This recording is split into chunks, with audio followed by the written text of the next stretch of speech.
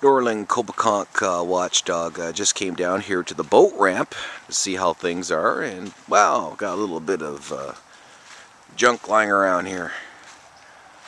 Looks like an election sign. Let's see who it is. Yep, that's an election sign. So I don't know what's going on here. Let's take a look at the ramp itself. Oh yeah, it's got the metal things and everything on it still. I guess he must have stuck it here and someone trashed it.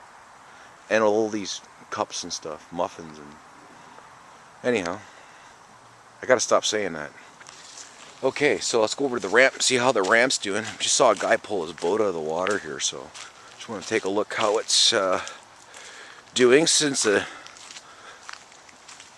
cottagers are now going to be pulling their boats out all weekend here. But it looks okay, eh?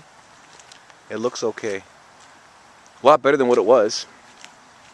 But I think every couple years or so, if they throw some rock in here, they could probably use the bigger rock actually. That stuff they're using is a little too small. But I would personally put larger river rock in, and then put this stuff, that red stuff, on top of it to give it a better base. But that's just me. But we'll see how this works for this weekend when the boats are coming in and out. Oh, there's a guy out there, he's catching fish. Oh, that's another comment I want to make, is about all this fishing stuff, like fishing licenses. I still remember when they came in to be, probably around the mid-1980s, and I remember the promise that they were going to stock the lakes. I don't know when Shadow Lake has ever been stocked with fish, and it's been like, what, 25 years? So here we got all these people paying fishing licenses, and the fishing is not all that great on a lot of these lakes, and tourism's going to be the future. It would be nice to find out if they're doing it, and if they haven't, why they haven't done it, and let's start stocking these fish up for the tourists. I think it only can make our community better if we can take a lake like Shadow Lake, which is pretty much dead for fish now, and start stocking it up. We pay a lot of taxes up here.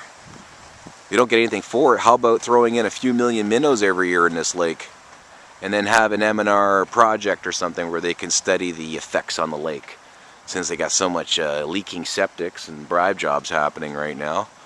Yeah. So just something to think about, folks, is that you're paying a lot of money for these fishing licenses and you're not getting anything for it. It's just a cash cow from the government. And they do have fish hatcheries. I've been to fish hatcheries for pickerel, and I've seen them out west for salmon. So they do exist. So maybe we can get some pickerel. And I know the place for pickerel is in Temagami, Ontario. I was up there where they did all this, and they were throwing fish in that area.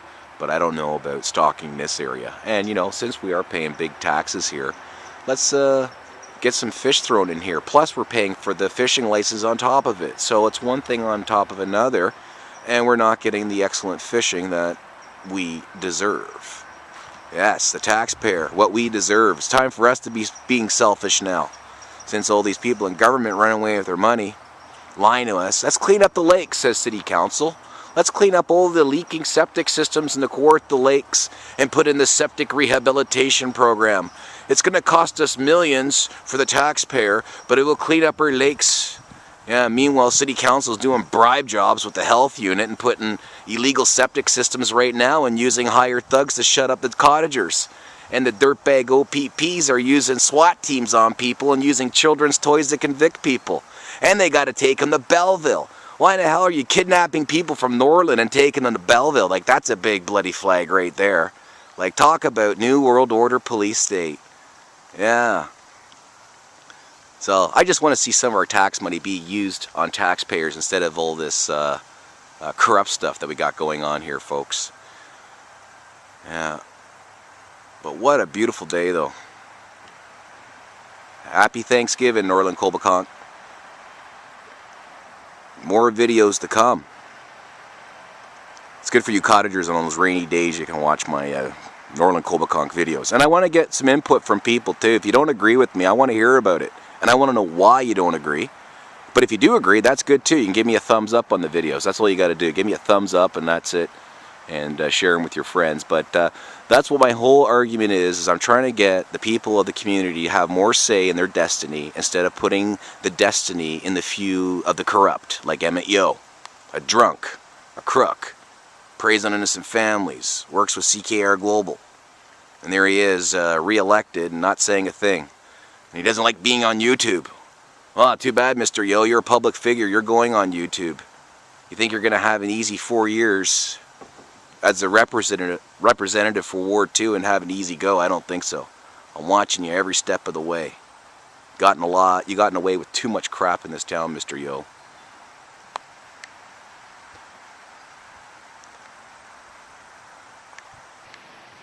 There you go, folks. If you're not going to go out and vote, that's fine.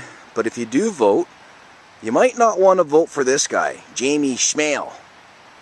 What the hell is that? German for she-male? Yeah, this guy supports C-51 and taking away your freedom and stomping on the Constitution.